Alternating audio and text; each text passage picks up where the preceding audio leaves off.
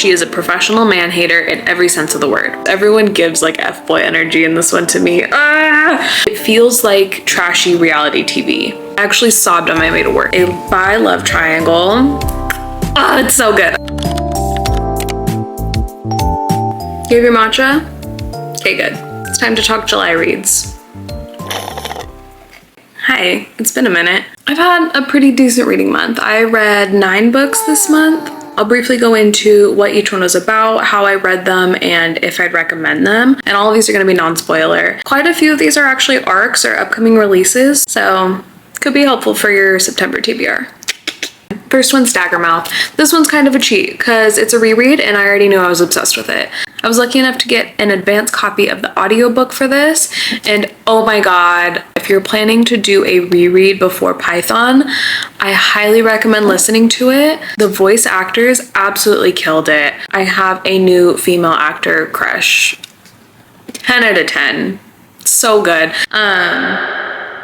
What else was I gonna say? If you're not familiar, Daggermouth is more of a dystopian book. The society is set up in rings. So at the center, we have our heart, which is our most rich and influential group. And then the further rings you get out, the least so. One thing that's important to know is it is illegal to marry or date or whatever outside of your ring. This book essentially follows a forced marriage between a heart elite, the ruler's son, and a Daggermouth, which is kind of like a rebel from one of our outside rings. And this all happens because she is trying to assassinate him in the beginning of the book. If you like enemies to lovers, definitely read this. For me, it wasn't even the main couple I was most invested in. I became so obsessed with their side characters. If anything, rereading this hurt 10 times more the second time because you already know what's coming. I actually sobbed on my way to work at one point.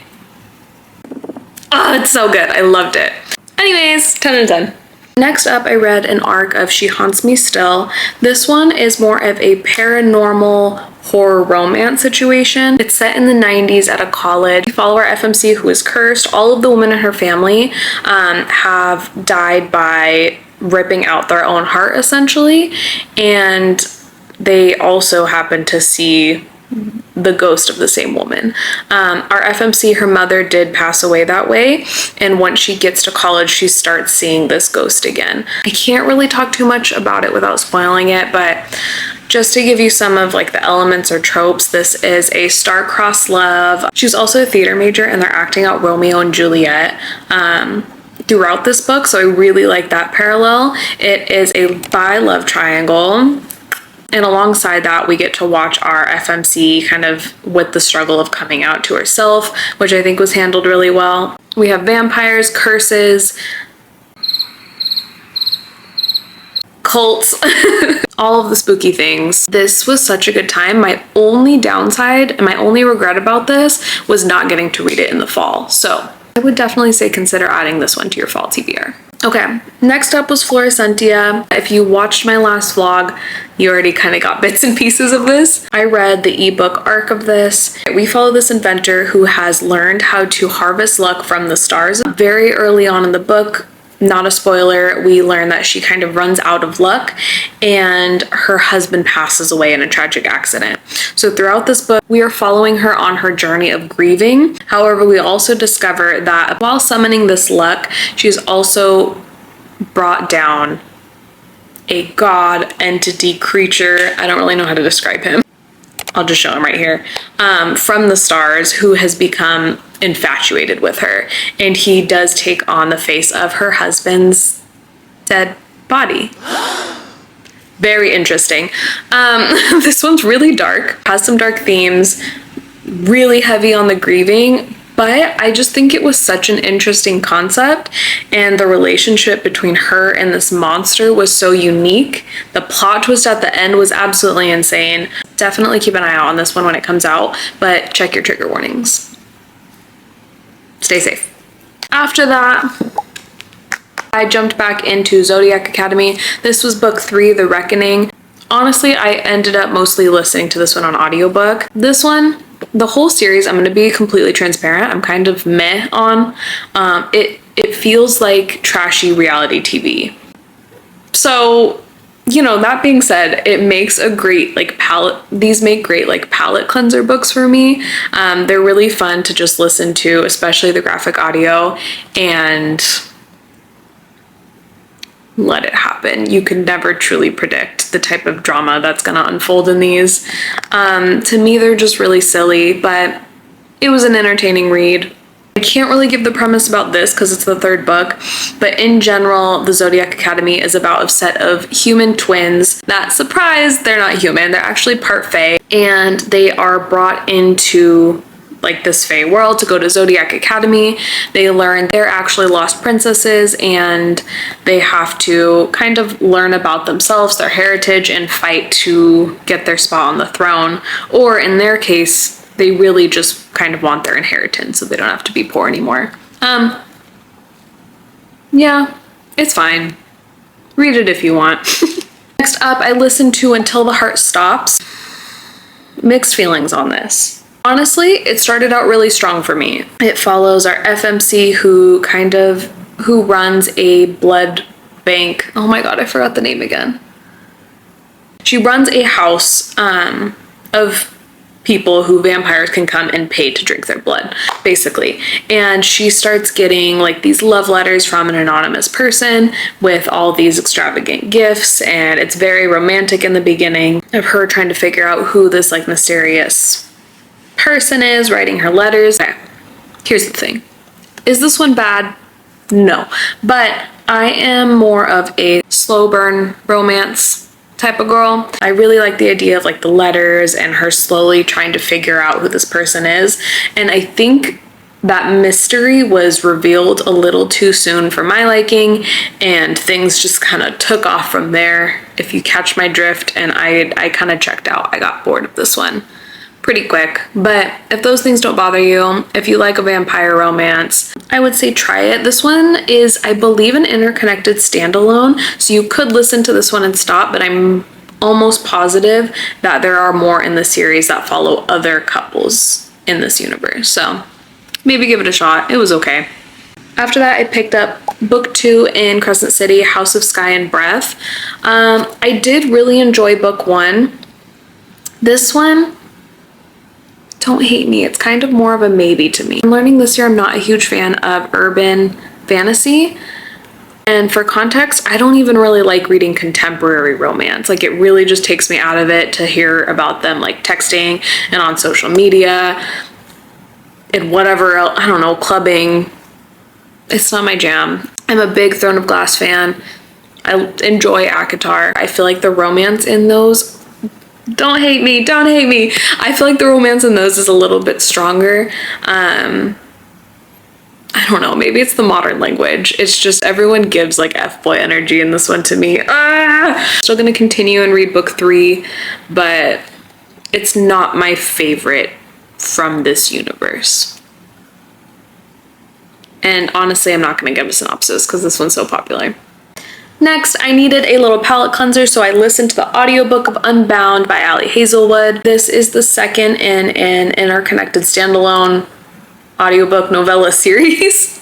And they all follow vampires. So in this one, we're following a FMC who is the vampire. She's quite a bit older. She runs like her group of vampires, and she has been dating this human doctor for the past couple years, but she always tries to keep a distance from him because eventually she knows he's gonna age, she's not. And I think she's just kind of scared of that attachment. I think I listened to this as like a palette cleanser and as like a silly, goofy vampire good time, which it was, but there ended up being some like plot twists and reveals at the very end that surprised me. I enjoyed it, so I would say yeah. It's very short though, but it's a good time.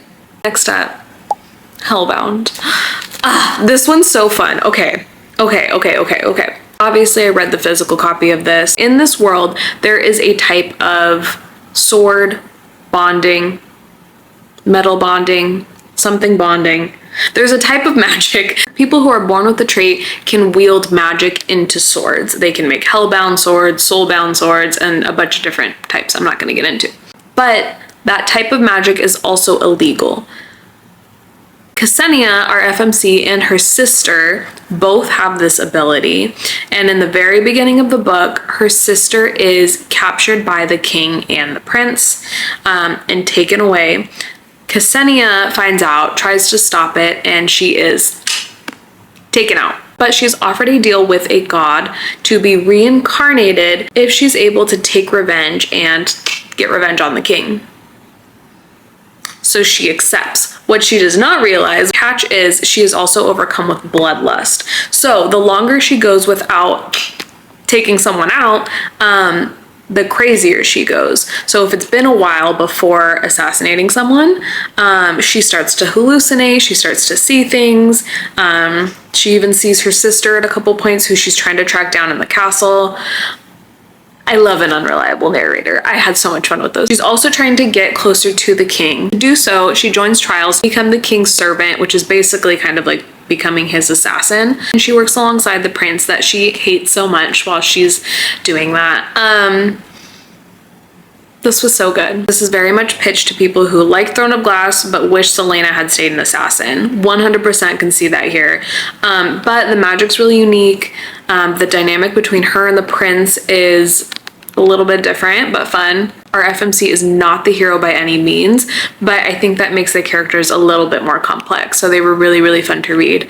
I already want book 2 and this one's not even out yet, so I'm gonna suffer on that, but it's fine. I'll get over it eventually.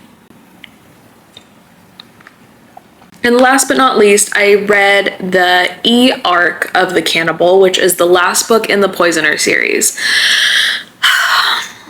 I cannot give you the synopsis of this book without spoiling the first 2. So I'm just gonna give you kind of what the Poisoner is about to see if you want to read it.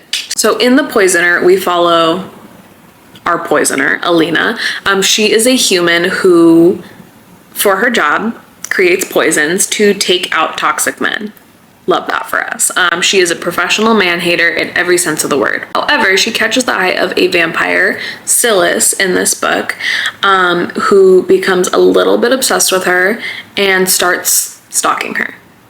Yeah, it is a stalker romance. It's kind of dark. Upon finding out she is being stalked, she tries to then poison him back. But because he's a vampire, nothing is working. So she's trying to create new types of poisons and new creative ways to take him out.